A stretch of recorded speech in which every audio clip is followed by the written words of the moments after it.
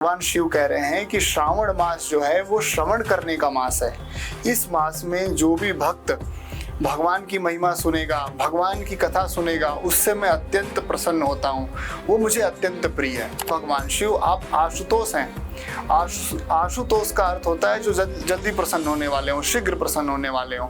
और अवघड़दानी का अर्थ होता है कि जैसे आपकी अगर कमीज, हमारी कमीज अगर फटी हुई है और हम भगवान शिव के दिवाले में दर्शन करने गए तो भगवान अपने आप देख लेते हैं कि इसकी कमीज फटी हुई है और भगवान व्यवस्था कर देते हैं। इसे अवघड़दानी कहा जाता है।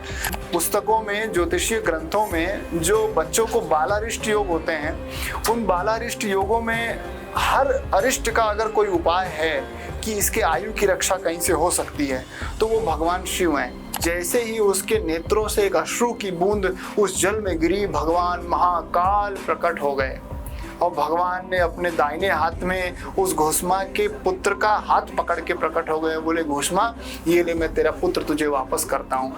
घोषमा प्रसन्न हो गई। भगवान बहुत क्रोध में थे। भगवान ने कहा कि मैं त्रिशूल से अभी अभी तेरी बहन को मार दूंगा। ओम नमः शिवाय। भगवान विष्णु चतुर्मास शुरू हो गया, विश्राम करने चले गए और सत्ता वो भगवान शिव को सौंप गए। भगवान शिव जो कि प्रारब्ध को भी ठीक करने वाले, यहाँ तक कहा गया कि भावई मेट सकई त्रिपुरारी। भगवान शिव जिन्होंने अपने गले में हलाहल धारण किया हुआ है, जब समुद्र मंथन के बाद निकला तो उन्हें अमृत बांटा, विष अपने हिस्से में लिया।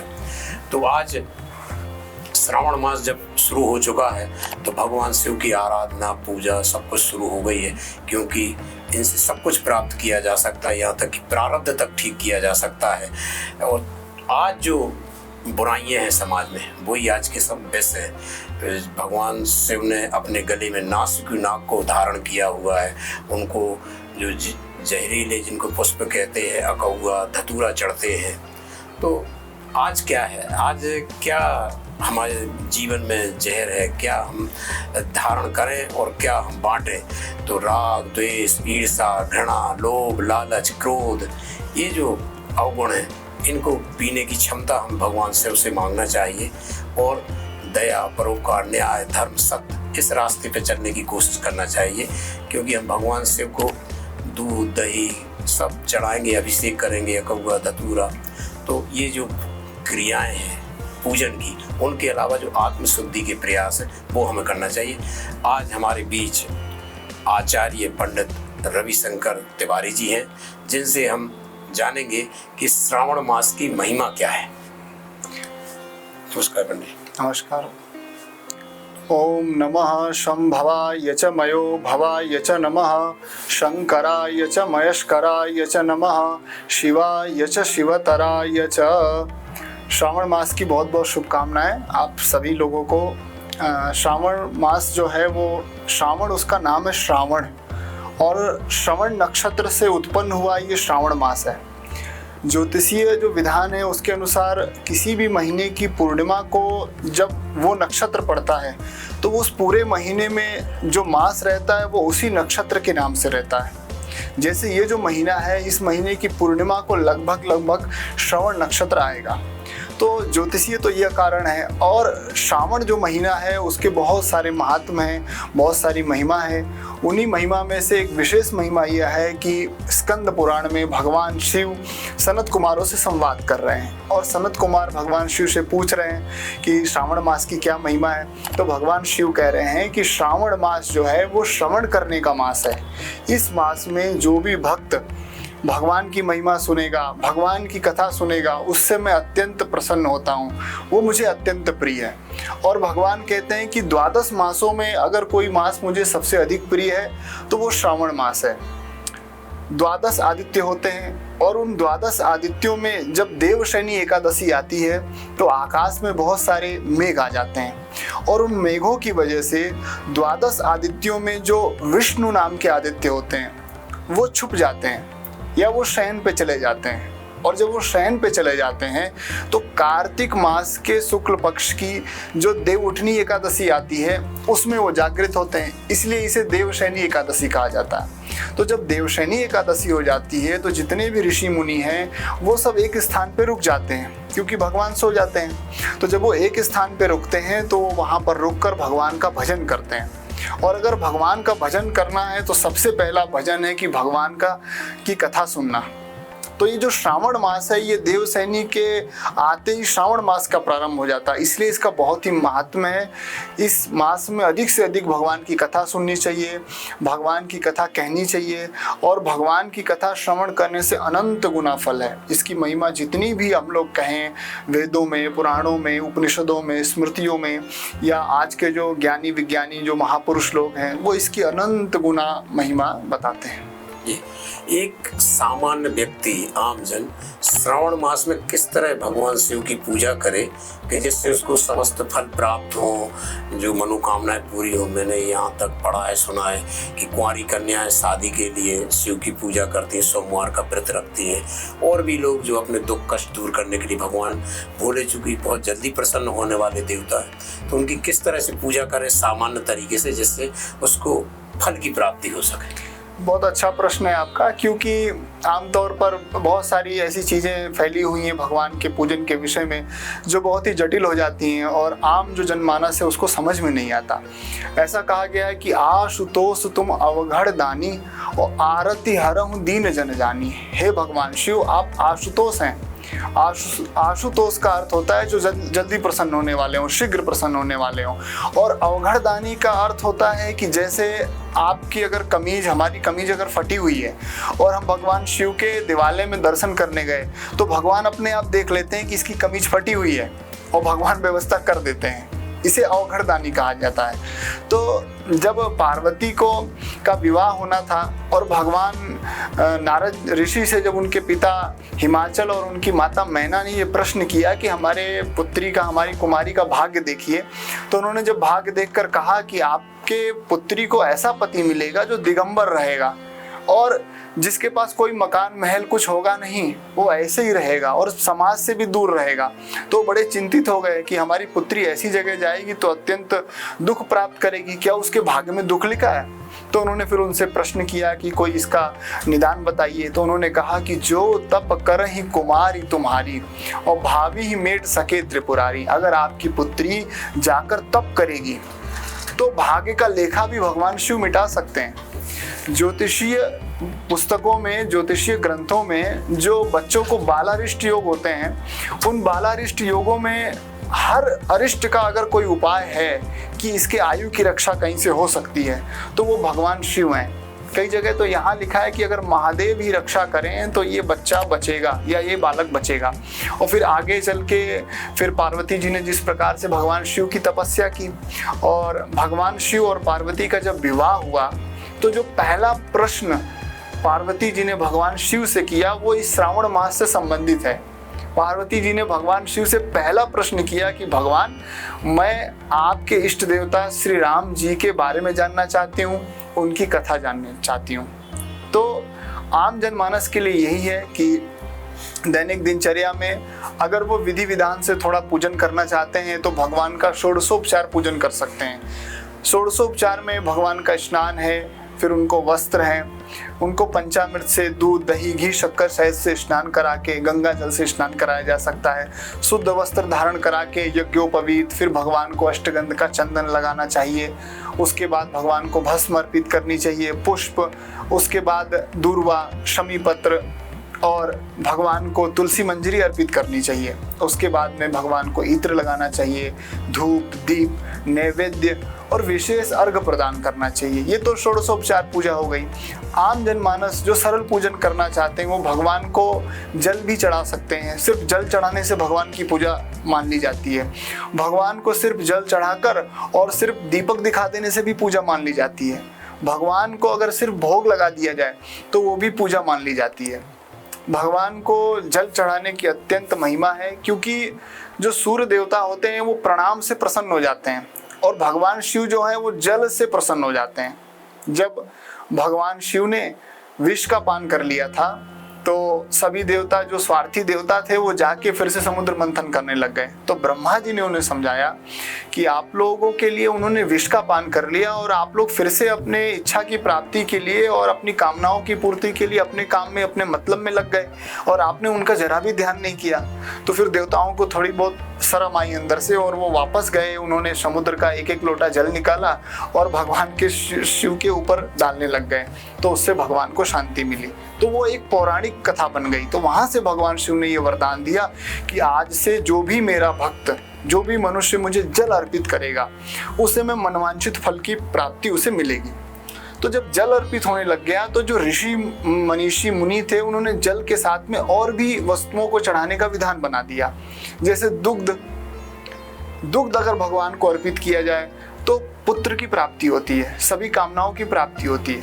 भगवान को दही अर्पित किया जाए तो उससे मोक्ष की प्राप्ति होती है, उससे लक्ष्मी की प्राप्ति होती है। भगवान को घृत अर्पित किया जाए तो घृत अर्पित करने से आरोग्यता की प्राप्ति होती है। भगवान को मधु अर्पित करना चाहिए। मधु बाता रिता यते मधु क्षरंति सिंधवः, यानी जो मधु अर्पित करता है वो मीठा बोलने लग जाता है। ज्योतिष के विधान में मंगल ग्रह की शांति के लिए या किसी व्यक्ति को अत्यधिक क्रोध आता हो तो वो भगवान शिव का मधु से अभिषेक करेगा तो उसे लाभ मिलेगा।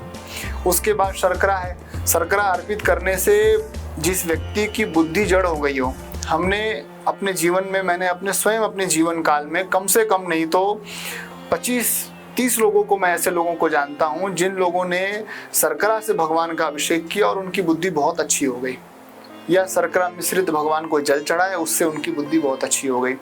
उस प्रकार से फिर भगवान को तुलसी मंजरी अर्पित कर सकते हैं। और सबसे जो अत्यंत प्रिय है वनस्पतियों में वो भगवान को भांग है और साथ में बिल्व पत्र है।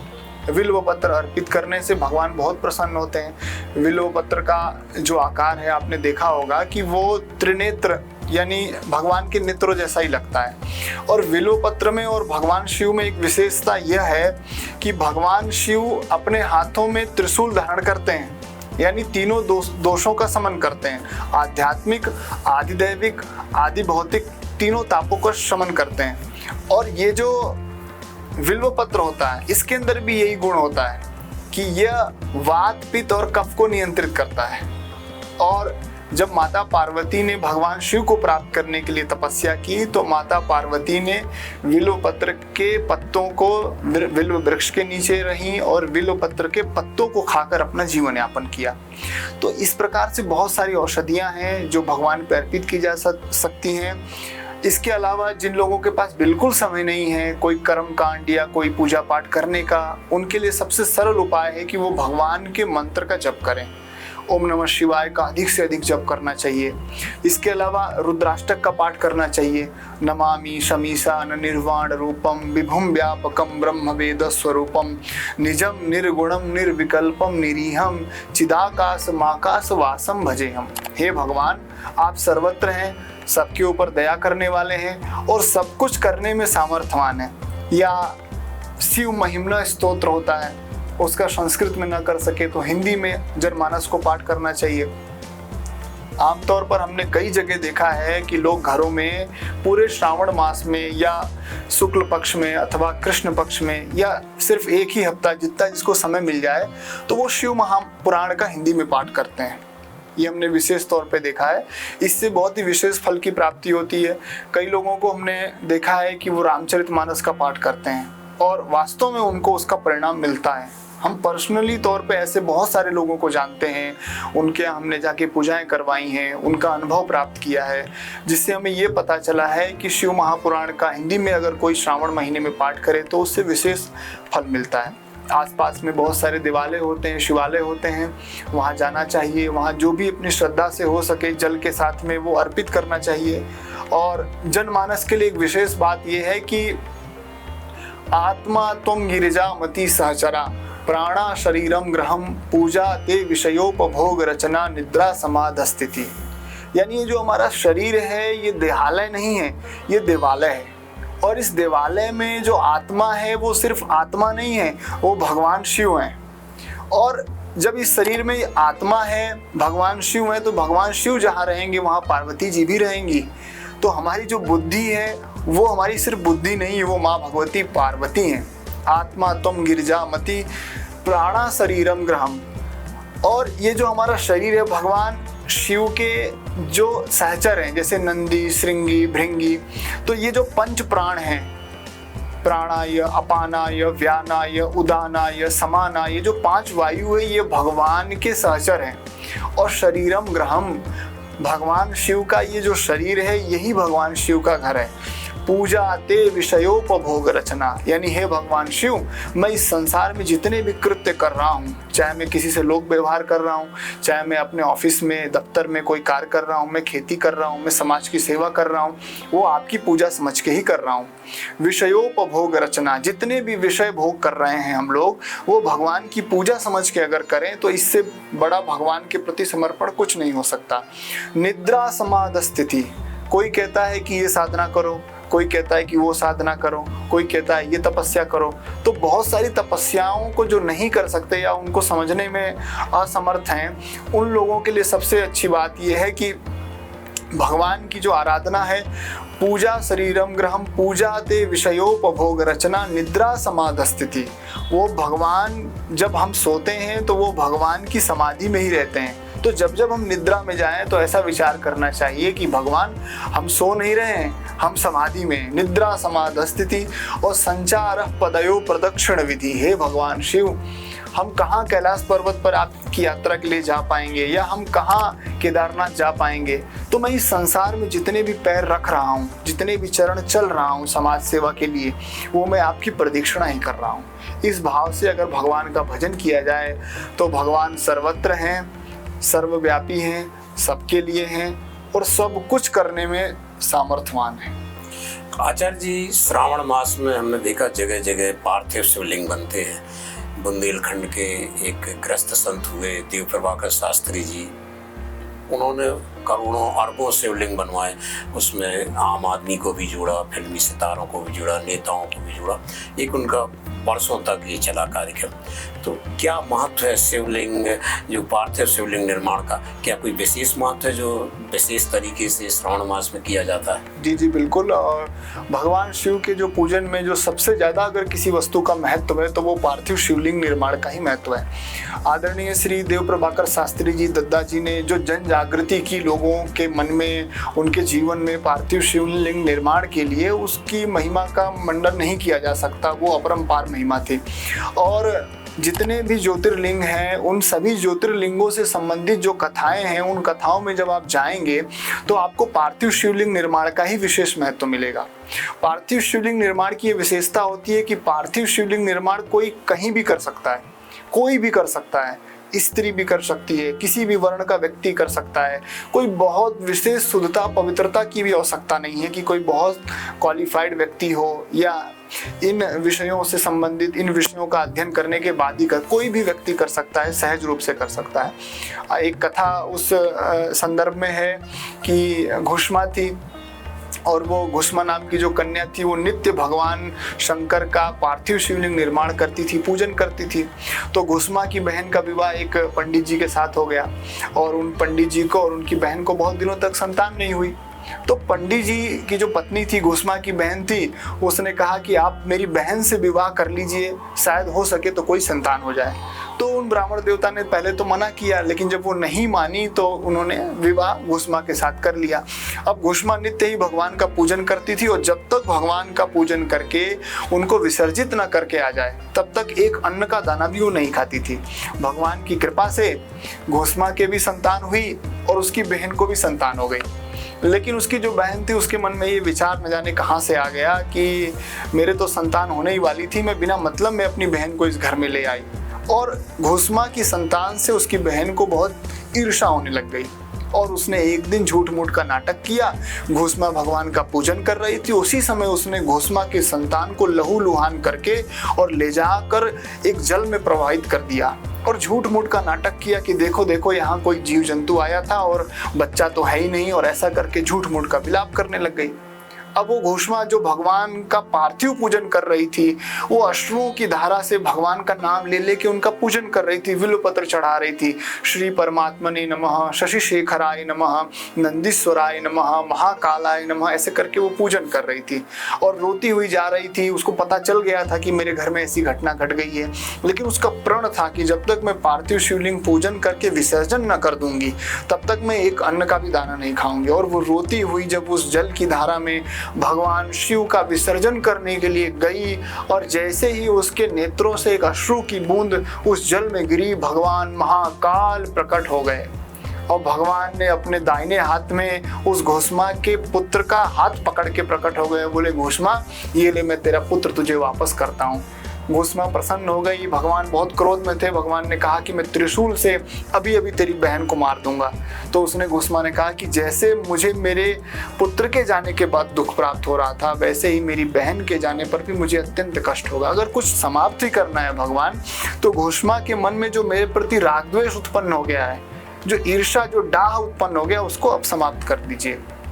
और संत लोग ऐसे ही होते हैं। वृक्ष कबहु न फल बखे, नदी न संचय नीर, और परोपकार के कारण ही साधु धरा शरीर। जो साधु पुरुष और अच्छे लोग होते हैं, वो जैसे वृक्ष अपना फल स्वयं नहीं खाते और नदियां अपना जल स्वयं नहीं पीती, वैसे ही साधु पुरुष दूसरों के लिए। तो पार्थिव शिवलिंग का बड़ा महत्व है। प्रत्येक गृहस्थ को पार्थिव शिवलिंग अपने जीवन में वर्ष में एक बार अवश्य ही करना चाहिए। इसका सबसे बड़ा फल ये है कि उसकी संतति की वृद्धि होगी, उसके कुल में कभी कोई अभागा नहीं पैदा होगा, उसके कुल में कभी कोई नेत्रहीन पैदा नहीं होगा, उसके कुल में कभी कोई मंदहीन व्यक्ति, मंदबुद्धि व्यक्ति पैदा नहीं होगा। पार्थिव शिवलिंग निर्माण से जिन लोगों के 25-25 वर्षों से संतान नहीं थी, उन्हें संतान की प्राप्ति हो रही है। पार्थिव शिवलिंग निर्माण की अत्यंत महिमा है और बहुत विस्तार दिया हुआ है शास्त्रों में। ये थे आचार्य पंडित रविशंकर जी, जिन्होंने आप देखो कितने अच्छे तरीके से आपको शिव पूजा के बारे में बताया। जिसके पास सामर्थ्य और साधन है, वो विधि विधान से पूरा पूजा कर सकते हैं, लेकिन जिसके पास कुछ भी नहीं है, एक लोटा जल, जो हर समस्या का हल, शंकर जी को एक लोटा अर्पित करके भी आप प्रसन्न कर सकते हैं। तमाम चीज़ों को, सब मुद्दों को उन्होंने बताया। आप भी समझ सकते हैं कि शंकर देवों के देव महादेव क्यों कहा गया है। वो नागों के नाग, वो के राजा वासुकी को अपने गले में धारण करते हैं, जिनके पास घातक जहर होता है, धतूरा, अकौगा, ये सब चढ़ते हैं। तो भगवान शिव से हम सीख सकते हैं कि वो कितना जहर अपने अंदर समेट के रखते हैं, दुनिया को अमृत बांटते हैं, वो प्रारब्ध भी ठीक कर सकते हैं। तो श्रावण मास में हम सब भी ये सीखें। हम क्या है, कुछ भी नहीं है। आप तो नाग की बात करते, बिच्छू, ततैया, चीटी भी हमारे गले में आ जाए यदि, तो हम बेचैन हो जाते हैं। हम एक धतूरा का एक बीज खा लें तो हमारी ज़िंदगी मुश्किल में पड़ जाती है। तो हम शिव की आराधना करें और समझें, जो लोग, कुछ लोग कहते रहते हैं, उससे कुछ नहीं हुआ कि हम शिव का प्रसाद ले रहे हैं। शिव ने जो लिया है, उन्होंने विष जो पिया, आपको संसार के जो मैंने जो दुर्गुण बताए थे उनको पीना है, और लोगों को परोपकार जैसे शब्द हैं उनको बांटना है, केवल उनका उपयोग नहीं करना है। तो ये शिव की महिमा है श्रावण मास की। आप सभी को शुभकामनाएं, और यह श्रावण मास आपके जीवन में दुख दर्द दूर करने वाला हो और जीवन में खुशहाली लाने वाला हो। शिव की आपके ऊपर कृपा बनी रहे। हम पंडित जी का बहुत बहुत आभार व्यक्त करते हैं, जो हमारे दर्शकों को, सार्थक संवाद के जितने भी दर्शक हैं, उन्होंने आपने संक्षेप में जो जानकारी दी है, इसके लिए आपका बहुत बहुत आभार। बहुत बहुत शुभकामनाएं। देवदत्त दुबे, सार्थक संवाद के लिए आज इतना। कल किसी और विषय पर आपसे फिर चर्चा करेंगे। तब तक के लिए आज्ञा दीजिए, और आप सबसे निवेदन है कि सार्थक संवाद जीवन में बढ़ा रहे, सकारात्मक बढ़े रहे। इसके लिए आप सार्थक संवाद चैनल को सब्सक्राइब करिए, लाइक करिए, और कमेंट के द्वारा हम बताइए कि आप और क्या चाहते हैं, क्या हमारी गलतियां, क्या हम इसमें सुधार कर सकते हैं। ओम नमः शिवाय।